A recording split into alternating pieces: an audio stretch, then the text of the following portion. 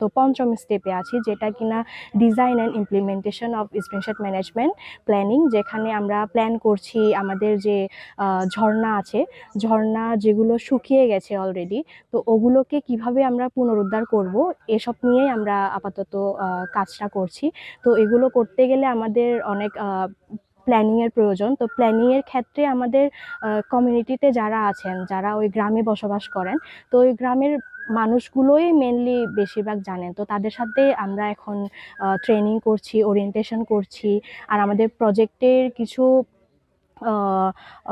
Technology আছে, তো ওই টেকনোলজিগুলোকে আমরা তাদেরকে বর্ণনা করে তাদের থেকে আইডিয়া নিচ্ছি, তাদের থেকে নলেজ নিচ্ছি যে কি করা যায় আসলে। উপজেলার কবাখালী ইউনিয়নের কাংরিমাছড়া নামক এই পাড়াতে 100-এর উপরে পরিবার। ওখানে মূলত পানির সংকট এবং হচ্ছে কি প্রাকৃতিকভাবে এরা জিরি ঝর্ণার পানি নিয়ে এরা বসবাস করে। তো এই জিরি ঝর্ণাগুলোকে কিভাবে টিকে রাখা যায়, সেজন্য আমরা এখানে প্রাকৃতিকভাবে বনগুলো সংরক্ষণ করার জন্য আমরা তাদেরকে পরামর্শ দিয়ে থাকি, এবং সরাগুলো টিকে রাখার জন্য আমরা যে খালি জায়গাগুলোকে আমরা গ্যাপ ফিলিংয়ের মাধ্যমে যে গাছগুলো পানি শোষণ করে ধরে রাখে, সেই সমস্তগুলোকে আমরা এখানে তাদেরকে পরামর্শ দিয়ে থাকি। যে সংগত অর্থাৎ যে জন্যগুলো একদম শুকিয়ে গেছে, এগুলো হচ্ছে যে চিহ্নিত করা। তো আমরা এই পাড়ার মধ্যে আমরা চিহ্নিত করেছি। চিহ্নিত করার পর আমরা ওই পাড়ার মধ্যে হচ্ছে যে কিভাবে এই জন্যটাকে একটু পুনর্জীবিত করা যায়, যে আগের অবস্থা ফিরিয়ে আনা যায়, তার জন্য আজকের এই কার্যক্রম মূলত হচ্ছে যে ওই জন্যার মধ্যে আমরা কিছু প্ল্যান এবং বাস্তবায়ন এটা হাতে নিয়েছি। তার মধ্যে হচ্ছে যে একটা হচ্ছে যে চারা রোপণ, যে চারাগুলো হচ্ছে পানি ধরে রাখতে পারে।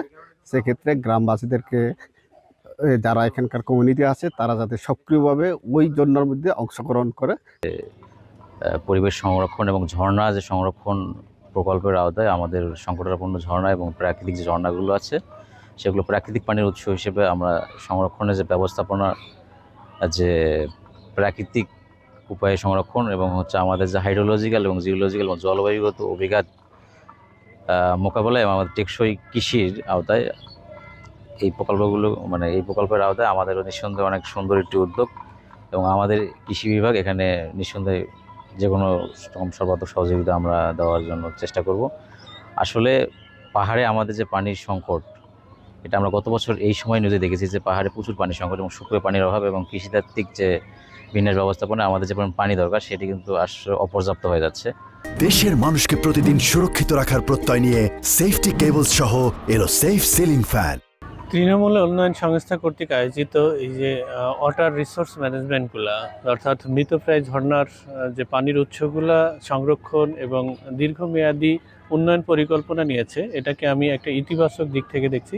বন বিভাগের পক্ষ থেকে তাদেরকে সাধুবাদ জানাই, এবং এলাকাবাসীর সাথে আজকের আলোচনায় যেটা ফলপ্রসূ হয়েছে সেটা হচ্ছে তাদেরকে বোঝাতে চেষ্টা করেছি যে তারা যাতে নিজেকে সুস্থ রাখতে হলে প্রকৃতিকে সুস্থ রাখতে হবে, এবং এই ঝর্ণা এবং পানির উৎসগুলোকে সমৃদ্ধ করতে হবে, পর্যাপ্ত পরিমাণ গাছ রোপণ করতে হবে এবং জীববৈচিত্র্য সংরক্ষণে সবাইকে এগিয়ে আসতে হবে। মানে কিভাবে পানি পাওয়া যাবে, কিভাবে পানি পাবেন, এগুলা নিয়ে আমরা তৃণমূল নিয়ে কমিটি গঠন করা হয়েছে। এই জন্য আমরা তৃণমূল ব্যবস্থাপকের উদ্যোগে আমরা কাজ করে যাচ্ছি। এখানে হচ্ছে যে আমরা মূলত যে একদম হচ্ছে যে যে ঝিরিগুলো আছে, ঝিরিগুলো যে মানে একদম মরে যাচ্ছে, সেই জিরিগুলো হচ্ছে যে পুনর্জীবিত করার জন্য হচ্ছে যে আমরা এখানে হচ্ছে যে কাজ করছি আর কি। দীর্ঘ যাবৎ ধরে এই কাজ অনেক আমাদের এলাকাবাসী সুযোগ সুবিধা ভোগ করছি।